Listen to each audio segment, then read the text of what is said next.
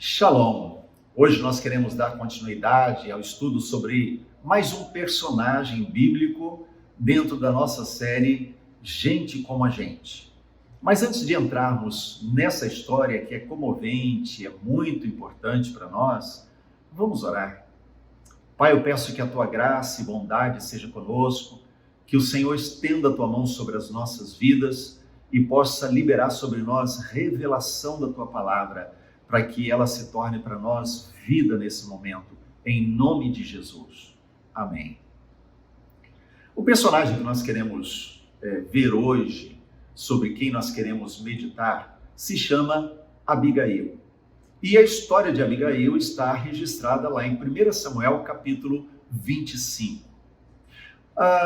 Mas antes de entrarmos propriamente na história de Abigail e aquilo que ela tem para oferecer de lições para a nossa vida, nós precisamos compreender o pano de fundo, precisamos compreender aquilo que está acontecendo. E para isso temos que entender, conhecer também Nabal. Nabal era o marido de Abigail. Temos que compreender o contexto histórico, cultural. E temos que entender também o momento na vida de Davi. Muitas vezes olhamos para Davi apenas como aquele pastorzinho que foi ungido por Samuel, ou então o grande rei, guerreiro sobre Israel. Mas precisamos entender o momento que ele estava vivendo e como Davi entra na história e a história de Abigail e de Davi se encontram. Precisamos compreender esses dois personagens e o contexto para então entendermos o que Deus tem a transmitir para mim e para você através da vida de Abigail. Quem era Nabal? Nabal era o marido de Abigail, como eu disse. Ele era um homem abastado, ele era um homem rico, ele tinha posses, ele tinha 3.000 ovelhas, tinha 1.000 cabras. Isso é descrito no texto de 1 Samuel 25, com o intuito de mostrar que ele era um homem bem de vida. Ele tinha pastores que cuidavam do seu rebanho, né, nos pastos, nos lugares longínquos, onde eles levavam para beber água, para encontrar pastos bons. No entanto, Nabal, apesar de ele ser um homem bem-sucedido financeiramente, no seu caráter e no seu temperamento havia distorções muito grandes. Ele era um homem duro, rude, e o texto bíblico diz que ele era maligno no seu trato com as pessoas. As pessoas não conseguiam lidar com ele. A descrição que se faz de Nabal é que era um homem ruim no trato interpessoal, né? Nos relacionamentos dele, as coisas não iam bem. Nós podemos dizer que Nabal também ele era um homem tolo. Ele era um estulto, ele era insensato. Nabal era um estúpido em todos os sentidos. Ele era no trato com as pessoas, mas ele era também um tolo, um estúpido no seu jeito de lidar com a vida, né? Então ele não tinha sabedoria, ele era um homem sem sabedoria. Por isso a gente pode descrever ele dessa forma também. A maneira como ele agia, a maneira como ele reagia, lidava com as situações, mostra que faltava a Nabal a sabedoria necessária para aquele tempo e para qualquer tempo. Nós podemos usar para descrever Nabal aquilo que Eclesiastes 7:25 diz. Por exemplo, que perversidade é insensatez, e insensatez é loucura.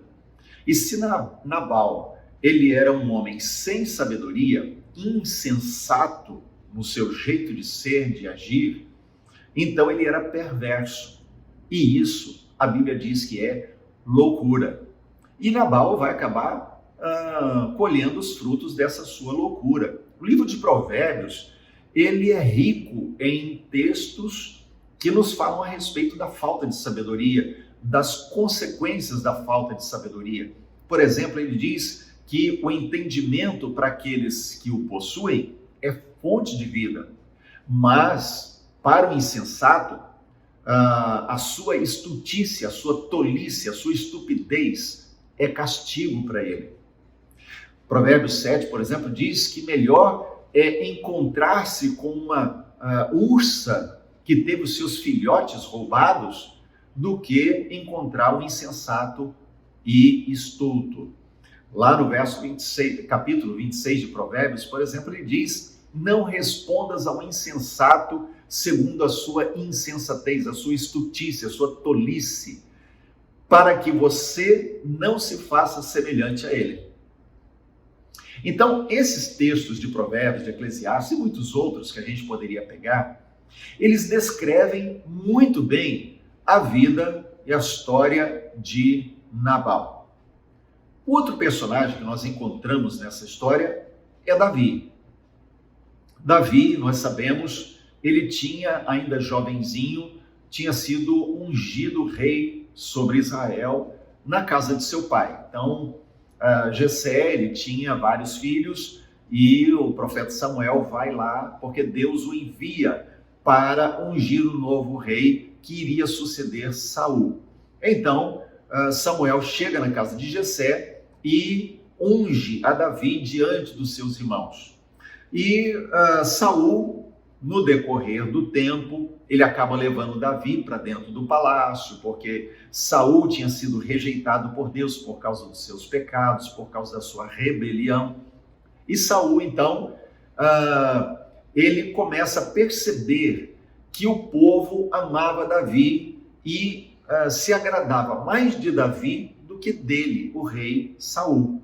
Então Saul começa a desenvolver um ciúme doentio em relação a Davi e começa a criar no seu coração o desejo de matar, tirar a vida de Davi. Ele lançava coisas, né? Ele jogava as lanças contra Davi, ele perseguia Davi em todo lugar onde Davi teve que correr para o deserto, se refugiar no deserto.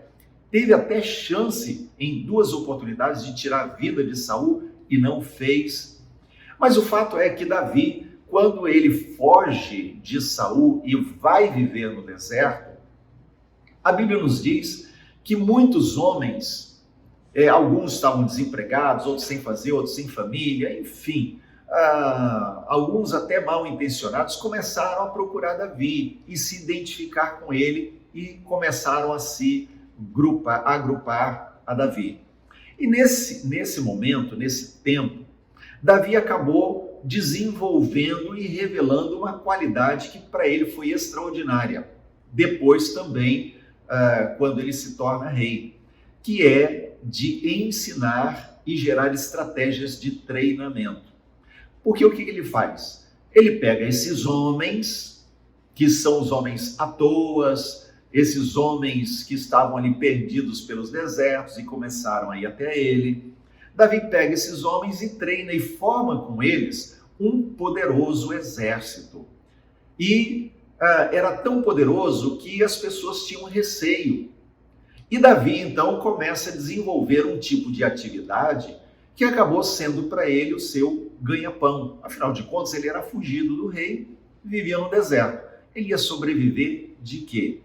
Então, muitas vezes ele defendia, por exemplo, certa vez, ele defendeu um lugar chamado Keila, dos filisteus. Os filisteus estavam indo contra Keila e Davi, então, vai em socorro e livra aquela cidade.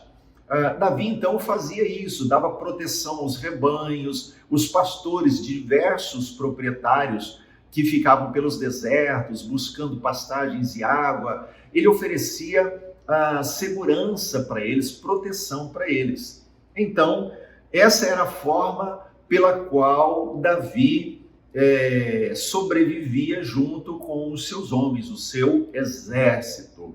E isso também fazia com que ele fosse bem visto pelos moradores de toda aquela região, pelo bem que ele fazia a eles.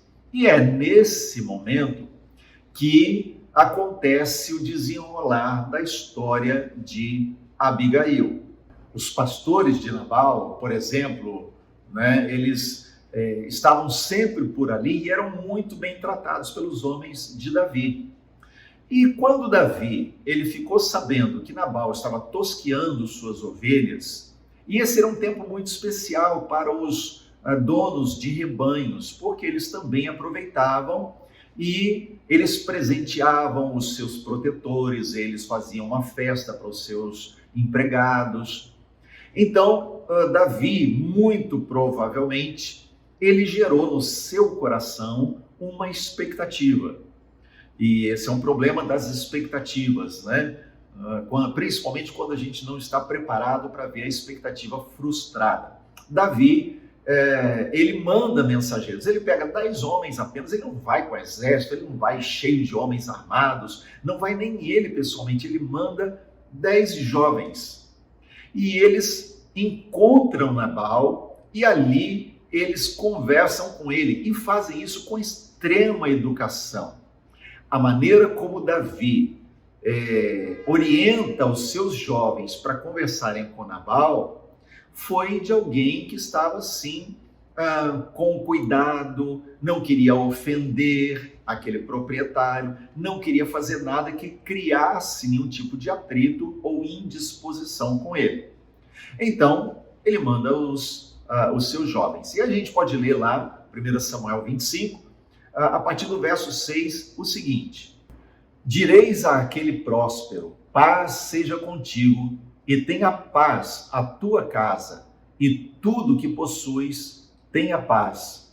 Tenho ouvido que tens tosqueadores, os teus pastores estiveram conosco, nenhum agravo lhes fizemos, e de nenhuma coisa sentiram falta todos os dias que estiveram no Carmelo. Pergunta aos teus moços, e eles te dirão. Achem mercê, pois, os meus moços na tua presença, porque viemos em boa hora.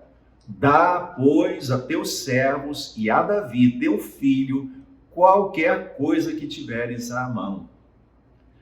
Então veja, Davi, embora tivesse um exército poderoso, né, homens temidos naquela região, ele não vai se impor, ele não chega com palavras, né, que se impõem, ameaçadoras. Ele não faz isso. Não há soberba no seu coração naquele momento por estar numa posição privilegiada, de que ele poderia até invadir ali e tomar a força. Mas ele não faz. Ele fala dos seus jovens, fala para Nabal, por favor, ajudar em alguma coisa. Ele se apresenta como filho aos teus servos e a Davi, teu filho, qualquer coisa que tiveres à mão. Ou seja, ele não está nem impondo, ele não está querendo um cardápio de primeira linha, ele diz o que tiver. No entanto, Nabal foi tolo, foi estúpido, foi insensato, foi sem sabedoria. Ele não conseguiu avaliar a situação e nem teve sabedoria para discernir quem é que falava com ele.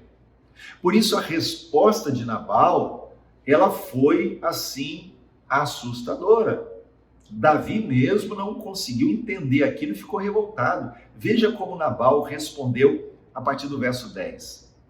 Quem é Davi e quem é o filho de Jessé?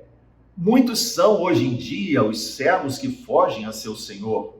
Tomaria eu, pois, o meu pão, a minha água e a carne das minhas reses que degolei para os meus tosqueadores e daria a homens que eu não sei de onde vêm? Então veja, duas coisas aqui aparecem em Nabal. Em primeiro lugar, a sua extrema falta de sabedoria. Não soube lidar com a situação. É aquela pessoa grosseira, aquela pessoa que briga por qualquer coisa.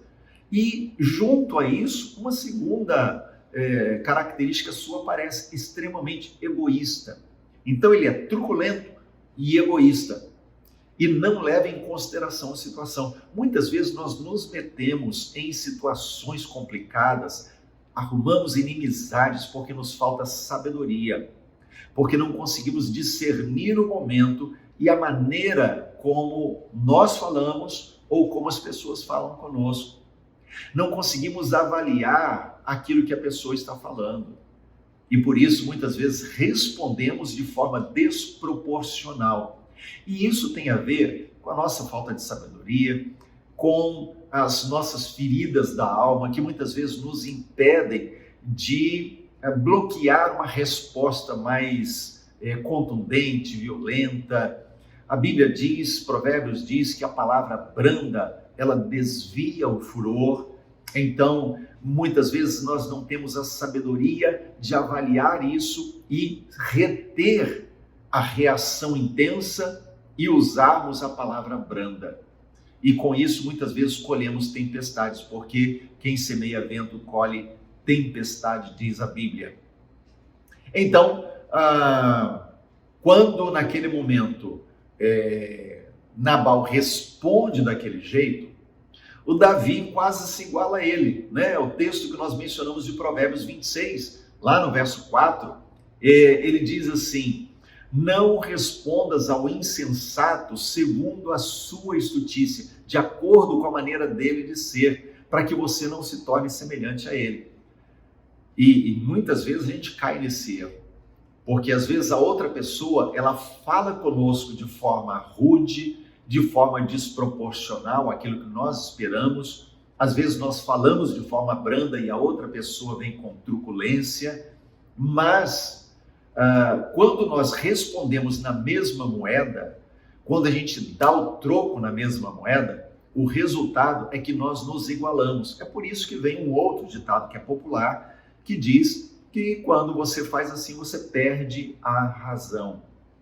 E isso faz com que muitas vezes a gente se sinta ofendido porque o outro fez ou falou alguma coisa que nos ofendeu e nos esquecemos de que nós acabamos respondendo à pessoa na mesma moeda, no mesmo tom. Ah, mas ele que começou. Não importa.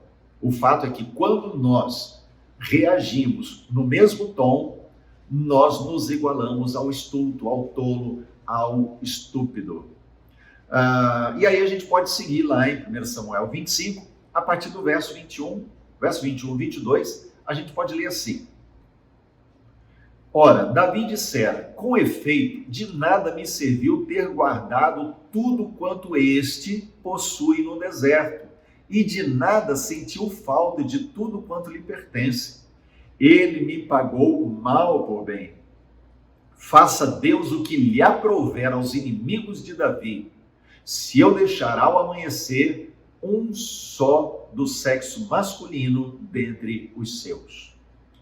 O que Davi estava fazendo? Se igualando a Nabal. Então ele diz, olha, estou tão ofendido, e a Bíblia diz que a pessoa ofendida, ela é semelhante a uma cidade fortificada, cheia de muros. Ela começa a se defender e ela se torna dura. E o texto diz que Davi endureceu o coração. E ele disse, eu vou matar todos os homens de Nabal. Vou matar a sua casa. A intenção de Davi naquele momento era vingança, era se vingar de Nabal. Por quê? Porque ele disse, olha, de nada adiantou eu ter cuidado do rebanho dele, ter protegido os pastores dele, não faltou nada, ninguém roubou nada, porque nós demos proteção, e agora ele me paga com mal o bem que eu fiz. Você já se sentiu assim? Sentir que você fez o bem para alguém, a maneira como a pessoa reagiu foi mal? Nós, muitas vezes, guardamos ressentimento e ficamos ofendidos porque nós colocamos expectativas em pessoas. Davi, naquele momento, olhou para Nabal.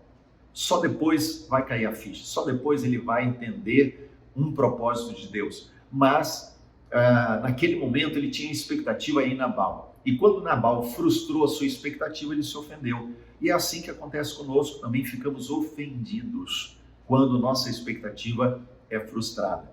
Então, Davi quase se iguala a Nabal. Mas por que ele não se igualou a Nabal? É aqui, nesse ponto, que entra Abigail. É nesse momento que entra essa personagem central da nossa história. O texto bíblico nos diz que Abigail tinha duas qualidades.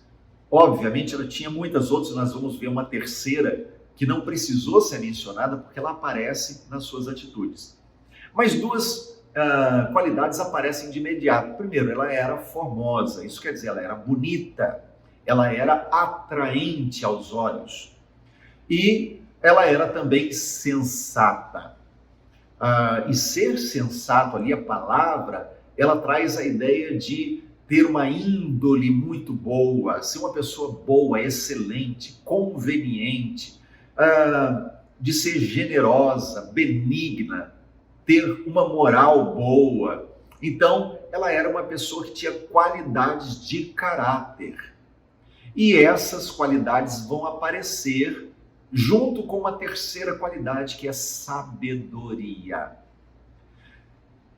Abigail apresentou uma maneira de agir, de reagir ante aquela situação, de uma forma, vamos dizer assim, não usual, não comum, porque qualquer um iria chegar, né? Vamos imaginar, para o marido descer a lenha nele. Iria chegar para Davi e fazer uma série de coisas tentando empurrar Davi de volta para que ele não viesse destruir a sua casa.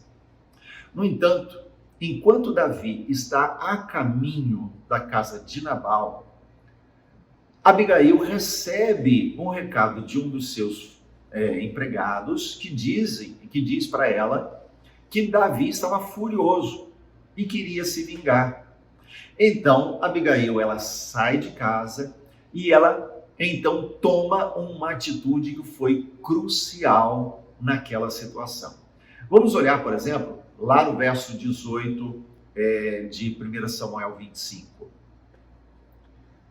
Então, Abigail tomou a toda pressa 200 pães, 2 odres de vinho, 5 ovelhas preparadas, 5 medidas de trigo tostado, 100 cachos de passas e 200 pastas de figo, e os pôs sobre jumentos. Então Abigail preparou algo que era o que Davi esperava, e ela foi além. Ela não deu apenas qualquer coisa que tinha à mão, porque diz que ela pegou coisas boas, ela pegou os pães, ela preparou trigo tostado, cachos de passa e preparou 5 ovelhas. Ela fez uma comida de rei para aquele que já era rei. E ela vai ao encontro de Davi. Vamos ver o que acontece quando ela se depara com Davi e qual a atitude de Abigail. Vamos ler a partir do verso 23. Vendo, pois, Abigail a Davi, apressou-se, desceu do jumento e prostrou-se sobre o rosto diante de Davi, inclinando-se até a terra. Lançou-se-lhe aos pés e disse: Senhor meu, caia a culpa sobre mim.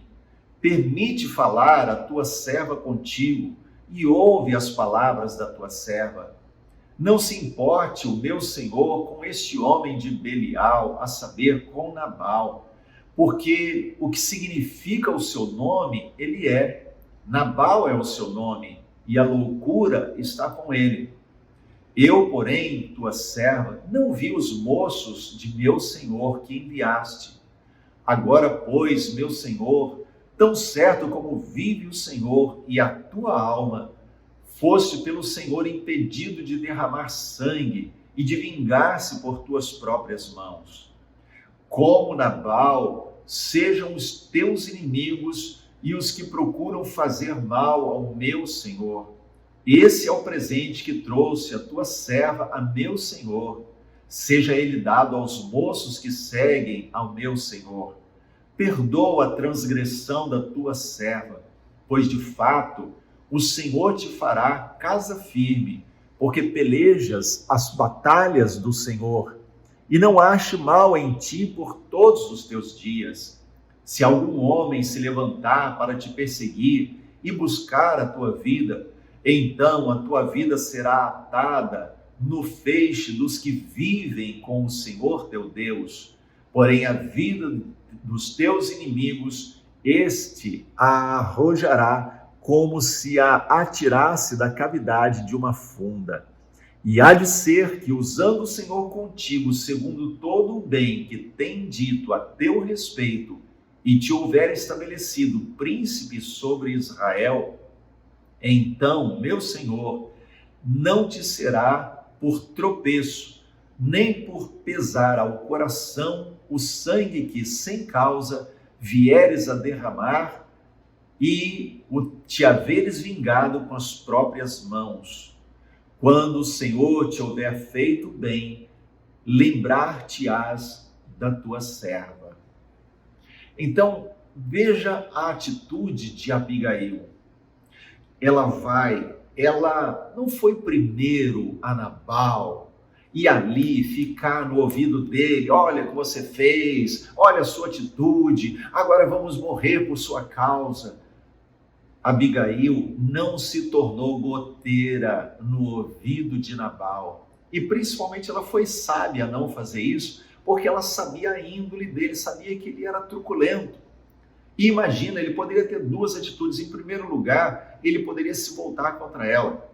Segundo, ele poderia ficar tão irado com Davi que poderia pegar os seus trabalhadores para lutar com Davi. E aí seria uma carnificina. Então, Abigail, ela foi sábia, ela foi até Davi, e a atitude de Davi aplacou a ira de Davi. É aquilo que Provérbios 15:1 diz, que a resposta branda, ela desvia o furor, mas a palavra dura suscita a ira. Nabal usou palavra dura e suscitou a ira de Davi, mas Abigail usou palavra branda e aplacou a ira de Davi. Vamos seguir olhando o texto de 1 Samuel 25, a partir do verso 32. Então Davi disse a Abigail: bendito o Senhor Deus de Israel, que hoje te enviou ao meu encontro. Bendita seja a tua prudência e bendita sejas tu mesma, que hoje me tolheste de derramar sangue e de que por minha própria mão me vingasse. Porque tão certo como vive o Senhor, Deus de Israel, que me impediu de que te fizesse mal, se tu não te apressaras e me não vieras ao encontro, não teria ficado a Nabal até o amanhecer, nenhum sequer do sexo masculino. Então, Davi recebeu da mão de Abigail o que essa lhe havia trazido e lhe disse: sobe em paz à tua casa, bem vês que ouvi a tua petição e a ela atendi. Então, a atitude de Davi foi uma atitude de aplacar a ira, ou seja, ele deixou o furor, ele deixou a sede de vingança, porque uma palavra branda havia sido liberada. A atitude de Abigail, ela traz alguns princípios que eu gostaria de destacar com vocês nesse momento. Veja só, a atitude de Abigail, em primeiro lugar, ela se colocou entre Davi e Nabal. Ela entra no meio. Ela se coloca entre um e outro como uma intercessora. Uau, se a gente olhar para a vida de Jesus, para o ministério de Jesus, para a obra redentora de Jesus, nós vamos encontrar com aquele que se colocou entre Deus e nós. Nós somos os Nabal. Nós nos identificamos com aquele tolo, nós nos identificamos com aquele estúpido, aquele que merecia ter sido morto por Davi. No entanto, Davi, na história, representa o próprio Deus, e Abigail entra entre um e outro em intercessão, numa atitude humilde, como aquela que moveu o Senhor Jesus, que está lá em Filipenses capítulo 2, que diz que Jesus, sendo o próprio Deus, ele se esvaziou, ele se fez servo, ele se tornou semelhante a nós, ele se fez escravo. O que Abigail fez? Ela chega em humildade, ela se prostra, ela coloca o rosto em terra. Davi era um fugitivo do rei, ela podia ter corrido a Saul para denunciar onde Davi estava, mas ela não faz isso. Ela se prostra, ela reconhece a posição de Davi. Ele não estava no trono, mas ela sabia que ele era rei. Ela sabia que havia unção de rei sobre Davi, por isso ela se prostra, rosto em terra, e ela se apresenta como serva. Jesus se fez escravo em intercessão a nosso favor. E Abigail ainda vai além, porque ela se oferece para ser punida no lugar de Nabal. Veja, ela não tira a culpa de Nabal.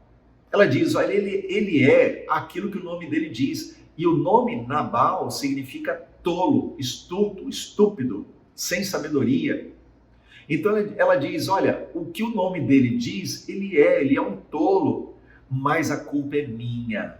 Veja, ela não fez nada. Quem respondeu asperamente aos mensageiros de Davi foi Nabal. Quem era duro, truculento, era Nabal. Ela não fez nada, ela nem viu os servos de Davi chegarem, mas ela se apresenta como a responsável, ela assume uma culpa que não era dela. Ela toma sobre si a culpa e se dispõe a ser punida por algo que não fez. Que foi exatamente o que Jesus fez por mim e por você. Ele assumiu uma culpa que não era dele. Ele se dispôs a ser punido por algo que não tinha feito. Ele, sem pecado, como ovelha muda, foi levado ao matadouro. Abigail assumiu a culpa de Nabal. E às vezes, assumir a culpa é uma atitude sábia. O nosso orgulho, às vezes, é o maior bloqueio para a reconciliação. Muitas vezes, duas pessoas brigam, um atrito começa porque uma das duas não foi sábia no uso das palavras. E às vezes, aquela que ofendeu, ela se coloca como vítima. E eu quero dizer para você, às vezes, ficar apontando e dizer, não, você não é vítima, a vítima foi eu, você que errou, eu que estou certo, ao invés de ficarmos nesse ping-pong de acusação, muitas vezes, assumir a culpa, tudo bem, você considera que eu errei, então me perdoa. Assumir a culpa pode representar uma atitude de sabedoria extrema e nos livrar de situações problemáticas. A brandura pode salvar a nossa vida de muitos infortúnios. A humildade tem esse poder. Por isso que a palavra branda desvia o furor. A humildade quebra a agressividade da outra pessoa. Abigail, ela desviou a ira de Davi e a intenção de Davi se vingar de Nabal. Jesus desviou a ira de Deus que era contra nós, por causa da sua brandura, da sua humildade, da sua entrega. Ter um coração brando, ter um coração humilde, sereno, não beligerante, não briguento, atrai o favor de Deus. Abigail atraiu o favor de Davi. Nós, quando temos um coração humilde, e bem-aventurados os humildes de espírito, porque deles é o reino dos céus. Isso atrai o favor de Deus.